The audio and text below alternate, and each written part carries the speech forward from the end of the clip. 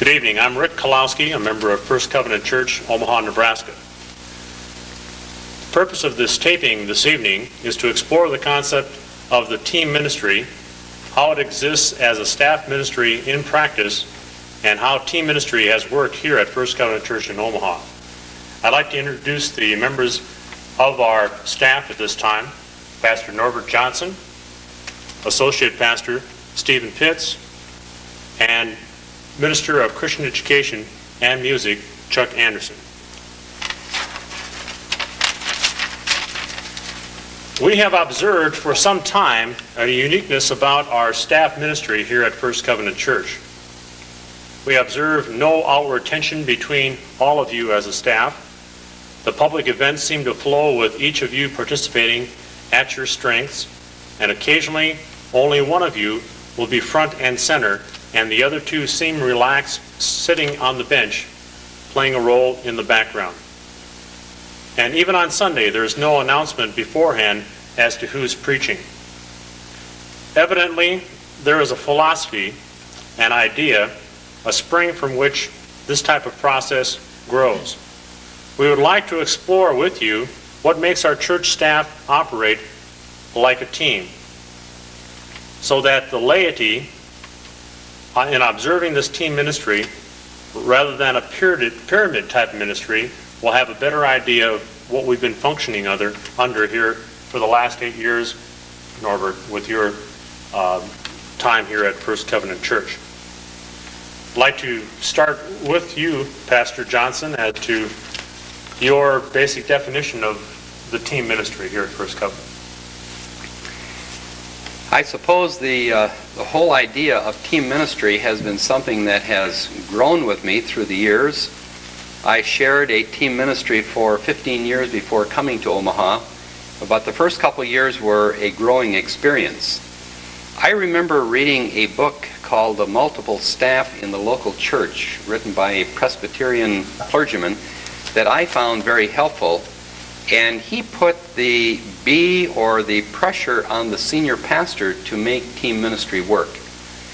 And in that book, probably as I recall, the basic philosophy behind that book was to treat each other as you'd like to be treated. And I think working with that idea behind everything else, then one is cognizant of other people in their ministry, and it at least starts as a base for team ministry. Team ministry is something that has grown through the years, and now perhaps we'd find it helpful to discuss how we've been operating as a team here at First Covenant.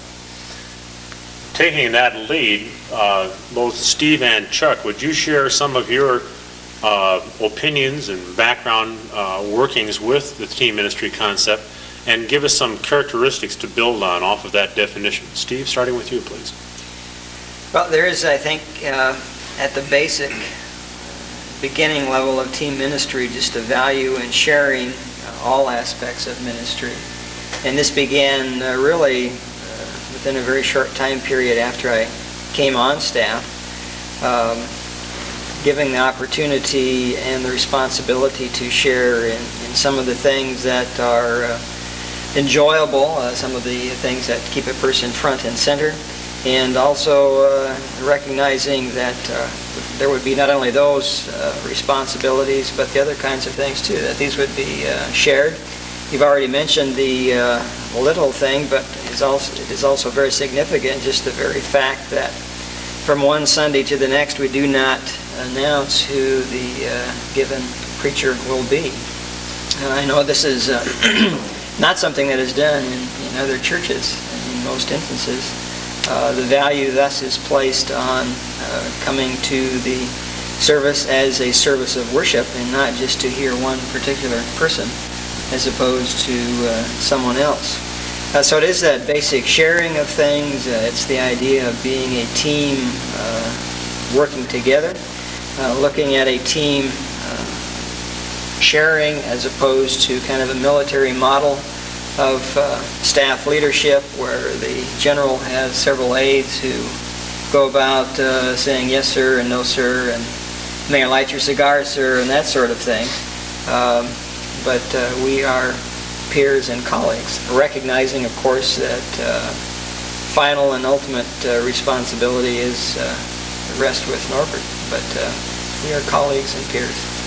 Steve, let me ask you how your preconceived notions going through North Park as you did, and granted you were not without other job experiences before you came into the ministry, so you weren't say a normal 24 or 26-year-old coming into your first pastoral responsibilities, which was a great advantage as far as maturity on your part. But what was your preconceived notions, or what did you expect to come into, or what would most of your peers be in right now compared to the experiences you've had at First Covenant? How would you describe that? Well, one of the books that I read in seminary on staff ministry said that it was the associate, really the assistant's job to do about 95% of the getting along with the senior pastor. And that is generally the the model or the ratio that some of my colleagues who are in staff ministry are in. That sort of thing, where they have to do most of the getting along. And here, it's not nearly that percentage. It's tough to say exactly what, but it comes a lot closer to 50-50 on some things. In relating it to my former work as a social worker, there are some real similarities in that work we did a lot of team therapy, co-therapy, a lot of sharing of responsibilities, which I think is a superior way to go about some difficult people-oriented tasks. We do that same kind of thing here in our ministry. Again, there are still a lot of staff ministries where it is not a shared approach, but tasks are assigned to be completed by a person who then reports back to the person in charge. Thank you. Chuck, give us some opinions on your views on the team ministry and characteristics of your job and how you see it all fitting in also, please. Okay, when I came to First Covenant, Omaha, I came primarily because of Pastor Johnson being here. And the reason I did come is that Pastor Johnson has a reputation of being a person who is a team person and knows how to develop a team, knows how to work with a team. And from my perspective, the person who is in charge, as they say, the leader of the team, really needs to have that kind of basic understanding. And one of the things that I have experienced here as well as in other places is the wonderful gift of being respected as a person, being needed to, quote, complete the team, being included in the decision making so that you feel like you're not alone. And when you have a specific responsibility like I do, like in the area of Christian education and music, while that might be my area that I'm responsible for, and I have that freedom to be creative within that area, still, as a team member, I also have a responsibility to the rest of the team, that I operate within the life of that team. And so communication with each other is very important, and that deep respect for one another is very important. And so over the years, I guess I've really been spoiled because life has really operated out of friendship, out of the joy of belonging to one another. The trust level is high, and then you're able to go about and do your particular area that you're responsible for, and yet you know you're not alone in it. And I like it. Very good. Chuck, how would you compare some of the internal characteristics again here at First Covenant compared to other positions that you've had? Not to say those were negative, that's not the intent of that, but the working relationships you related to again, the quality of those relationships and the quality of the work life that you're describing. Part of what drew you here, you said, to First Covenant with Pastor Johnson being here. Would you relate back, because you have been in the ministry longer than Steve, for example, in those positions? How would that compare in those ways? Well, for instance, this is the first church I've ever served in where there was multiple staff. Before, it had always been like a two-person staff. And one of the things that I have appreciated, it took me a while to get used to it, but I've appreciated the patterns that, for instance, Pastor Johnson has set up, that we don't always have to go back and reinvent the wheel every week. There's certain patterns just in operating within the worship service. If you're leading, you know that at the conclusion of the service you're going to go to a certain door to greet people. You know there's a certain part of the service that you're going to be responsible for. There's also the other thing that I've experienced here is because of having each week time when we have a particular staff meeting set aside for us to sit down and to talk together, we know that that's a defined time, and we all keep our calendars clear for that. Having coffee together at 10 in the morning and at 3 in the afternoon. Some might say, well, you know, there's no need for that. But there really is. That's when a lot of friendship things happen, and the incidentals of business or the caring thing that happens. And it also helps to incorporate into the office staff. And so I have really appreciated the consistency that has been here, that unfolds, beginning with staff meetings and all the way through. So on an operational level, having a cycle of events that take place either on an annual basis, on a monthly basis, a weekly basis, gives you a real anchor to hold on to as far as getting your job done and then doing your job around those set cycle of events in that way. That sounds like it's a very powerful and reassuring kind of thing for both of you in that way. Steve, going back to you on the aspect of preaching, I would imagine most quote would ministers unquote out of divinity school, as you have been 3 years now, is that correct? Would most of your peers from your graduating class have expected to have the opportunity to preach as much as you have here at First Covenant Church?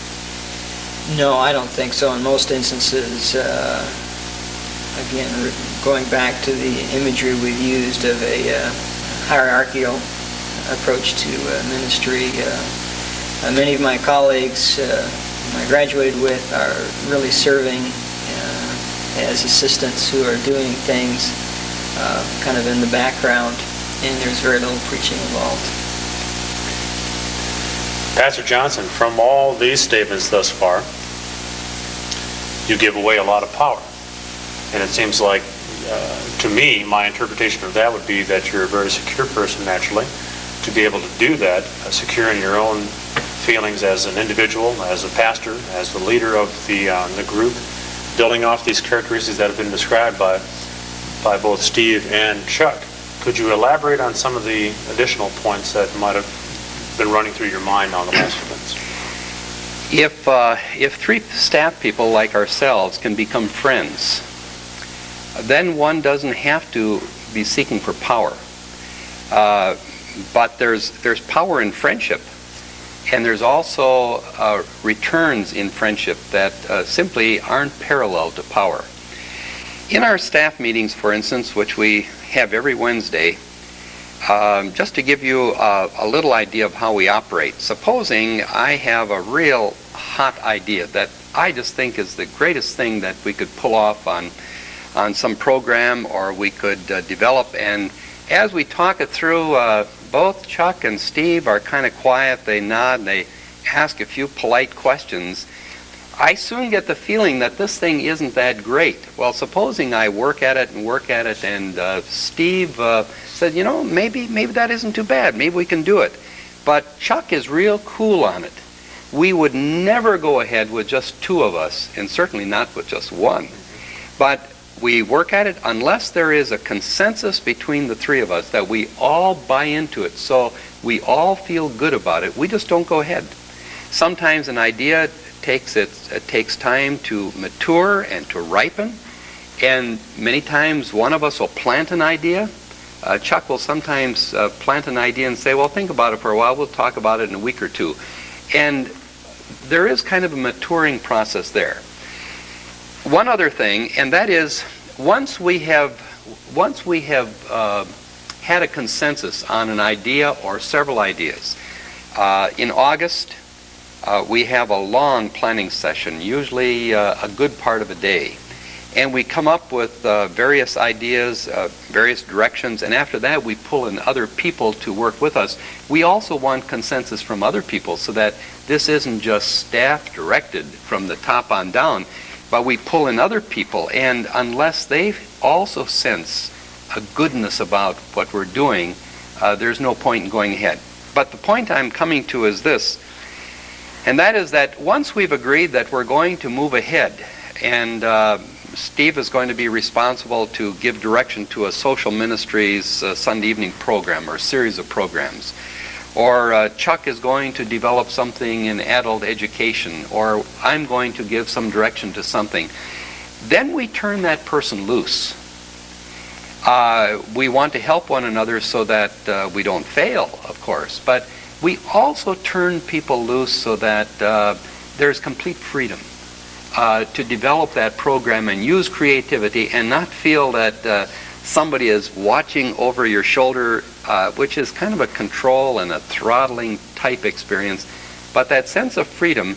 And I think it's out of that where we all buy into many things and we feel these things together. The other evening, when we had a Holocaust program, because I had these contacts, I happened to be front and center that evening. I sensed no envy or feeling of wanting to get in from the other fellows, but just total support. In fact, they were the ones encouraging to get started. Back some time ago, Steve had a program where he pulled in people from various social ministries. And Chuck and I were totally content just to sit back and enjoy and absorb and learn in the program. And the same in the educational program when it comes, for instance, the installation of teachers, or it comes to a Sunday school program or a musical program. Chuck will usually come by and say, would you give the invocation or the benediction? This is great, and we're thrilled when everything goes well for Chuck in these musical and educational programs. I think that is kind of the inner sense of team ministry, where we feel good when things go well for the other person. I might add, there's also a freedom to make mistakes and to know that our mistakes aren't going to be gunny-sacked and brought up later. With the consensus model that we have used, there have been occasions where two members of the staff may have wanted to do something and a third said no. We haven't come back later on and used that against the person who vetoed.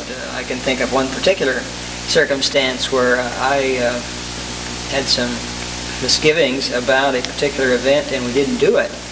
And since that time, I've come to realize that that was a mistake and I had really misjudged that particular circumstance. But that's never been brought up again, and I've never felt as though if you make too many mistakes, it's going to be held over your head. So there's some freedom as well as strength that we have in this model. The other thing that I've also appreciated in this model too is the fact that we really do learn from one another, and because we are very different people, in a way we complete one another. And I know I've learned both from Steve and from Norbert a lot about, especially the disciplines of life. Doesn't mean I put them into my life, but I learned a lot about them. And I think that kind of inner learning goes on all the time. The strengths as a member of the congregation, as I look at all three of you in the areas of preaching, in the areas of your scholarship, in the areas of your background as far as teaching and the development of programs, the music development of programs in the church, it seems to be a very complementary trio, building off of those strengths in many ways and lending to the old adage that we is a lot stronger than me all the way. And I think that you exemplify that in your work. Could I add a word here in talking about strengths? I think a team ministry has strengths when it's made up of strong people, which means that nobody carries a rubber stamp. People are creative in their thinking. They jump into the conversation so that there's a shared exploring of ideas, and it comes from a position of strength rather than just saying yes to whoever might be the initiator of the idea. I appreciate so much when staff people honestly feel that something is not good or it's not in the right direction and will express it. I think what it does, it saves us from some failures that are unnecessary. And here is where I like to develop a staff of strong people rather than just yes people. Building off of that, Norbert, also back into your past, what led you from your previous experiences? And tell us a little bit about each one of those, in Lafayette and also St. Paul, and then coming here, and now your anticipation of North Park. What led you to this direction of a team ministry rather than, say, the old pyramid hierarchical type of direction? And build off of that, if you would. When I left Lafayette, I did not have a staff ministry in Lafayette. I was a solo pastor. And moving into St. Paul, which was a very large situation, it was new. And I would say this book that I read about the multiple staff in the local church was very helpful to me in terms of attitude toward the people with whom I'd be working. I had no model. I had no experience as a staff ministry. But in my relationship with people, there I think the gospel helped me to apply this treating of people of the way I would want to be treated. Down through the years, I have been very fortunate in having strong staff people and creative people. There have been some experiences that haven't been all pleasant, but they have been so minimal. On the whole, it has been a very enjoyable kind of ministry. And the thing that I suppose I appreciate now, looking back, is that all of my former staff associates are still very close friends. And if the friendship can exist within the ministry and then go beyond the ministry, then I think we are also saying something to the whole church. This is what the church is intended to be. A fellowship of people who believe and work and love and care for one another, both within the work as well as beyond the work. Through all those years, Norbert, with that philosophy in mind and trying to actualize what you just described, there had to have been times, as you said, when it just didn't work. People didn't take the responsibility, or there was some kind of negative repercussions because of the freedom involved to try and to risk, as I would look at that. Who's finally responsible then, in that sense, as to where the rubber hits the road, I guess, as the ultimate weight of a unfortunate decision, say? If it would be a serious situation, I suppose I would jump in and protect against failure. But there is, I also feel that my fellow staff members are responsible to the whole congregation too, and that they must also be accountable. I'm not the only one accountable. That's why we all give reports to the quarterly and to the monthly board meetings, so that we're all responsible and we carry our own freight and our own load.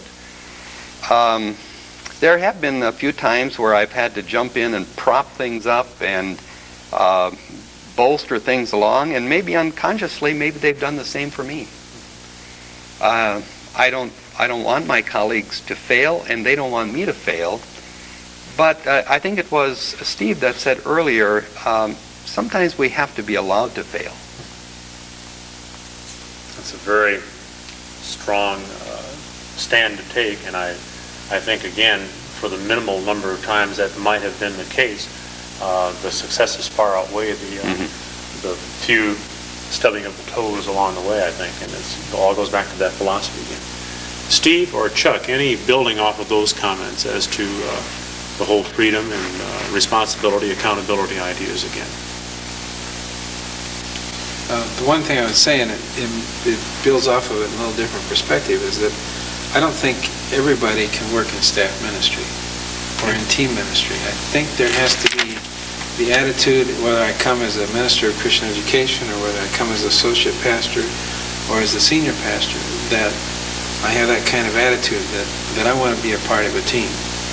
And if that's not there, it seems like no matter what we do, if I try to just simply be a lone ranger, it's never going to work. And that's one of the things I've appreciated through this time together and in other places too. There was that attitude that said we want to have a team ministry. I would agree. I think it takes just as much, if not more, ego strength to be part of a team ministry, and perhaps just as much, or again even more, of a willingness to make oneself vulnerable in a team ministry. It takes strong people to be willing to share all of the responsibilities and not necessarily always want to be front and center and have some assistants, some underlings running around. Very good. I think an important concept out of this discussion would be that staff ministry, team ministry, is just another model, and other ones can work very well for other people in other situations, but the importance of the philosophical roots of giving people the opportunities to do, as Norbert said, what you would like to have done in a team ministry, and giving people that chance to grow and to develop is very important. Also, the matching of people into a position. If there is an opening, or if a church is going to a team ministry direction, I think it's very important that people have a clear understanding, if they're candidates for a job, that this is how we hope to operate in this particular situation. If you match that, that's fine. If not, let's be forward with that and up front and understand that if it's not good chemistry and not a good match, let's be honest and back off on something. I think that's a very good point, building off of yours, Chuck, in that way. It's just another way of delivering the services of the church in this way. We think it works very well, and we're prejudiced on that, but that's beside the point. Pastor Johnson, any possible concluding statements now as we're getting to the end of our time? I would say that in some ways, staff ministry, as we have practiced it with a team effort, can be a little bit slower in the end result than a strong pyramid kind of ministry, where a very dominant, creative, hard-driving senior pastor just says, this is the way we're going to go, and we're going to go this fast, and he sets the pace. I know of some ministries like this. In some way, I envy their end results, but then when I see the tremendous turnover of staff, I know that the staff people become something of almost like technicians who are brought in to fulfill a certain function, and when they don't function, they're moved out or something happens. Whereas I think in our kind of ministry, we are growing persons ourselves. One of the most beautiful things that I have seen as a result now of pretty close to 25 years of staff ministry is that some of my associates and all who have gone into pastoral ministries in a senior pastor capacity have become fine team-type leaders in their own staff ministries. And I think that's beautiful. And I think this is the making of persons, the making of pastors, the making of associates, that we have to model it for one another and live it and practice it for one another. Very well said.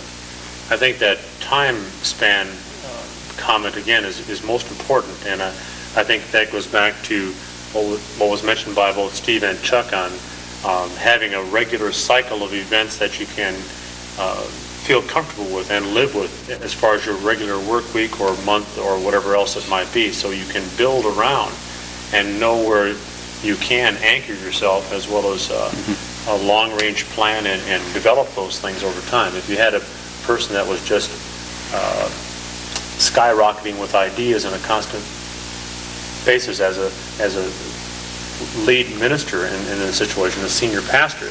That, I think, would be hard to handle because you wouldn't know which star to grab that particular day or which one would be important.